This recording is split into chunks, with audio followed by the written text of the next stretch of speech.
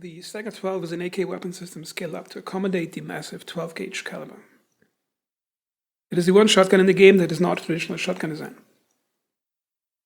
It features a conventional AK layout with pistol grip, stock, handguard, and a fixed 430mm barrel. So, what is it good for?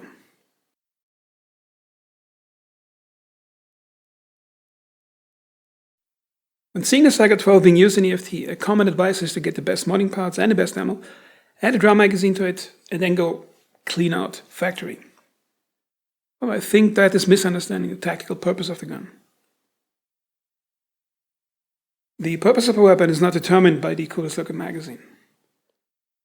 It's not about having the right ammo and mods and everything fine-tuned to perfection. It's about finding the gun on the ground with 40% condition and being able to handle it.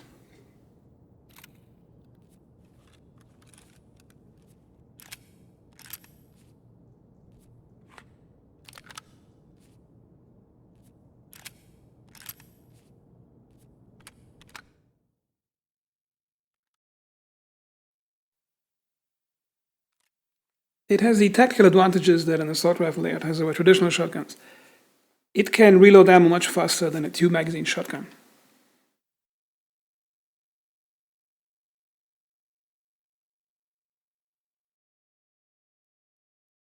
The weapon has a dovetail mount, which means it can fit any Soviet optical device conceived since the 1960s for the mount. The possibilities are red dot sights for fast targeting in close combat, combat optics with magnification, and even night vision sets. The second feature is the amazingly low ammo cost and very high damage output. As you can see in these video clips, I am using just regular slugs, which I think cost like 70 or 80 rubles. And they're able to, I think, one-shot enemy targets in the head or in the torso at about 70-80 meters if you got a good scope on it.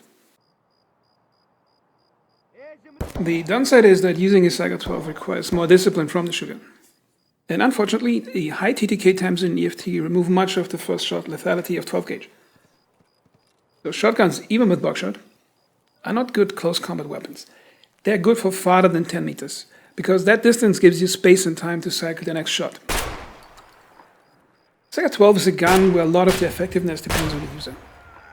Using the Saiga 12 is not so much about winning the fight on the spot in the first 2 seconds.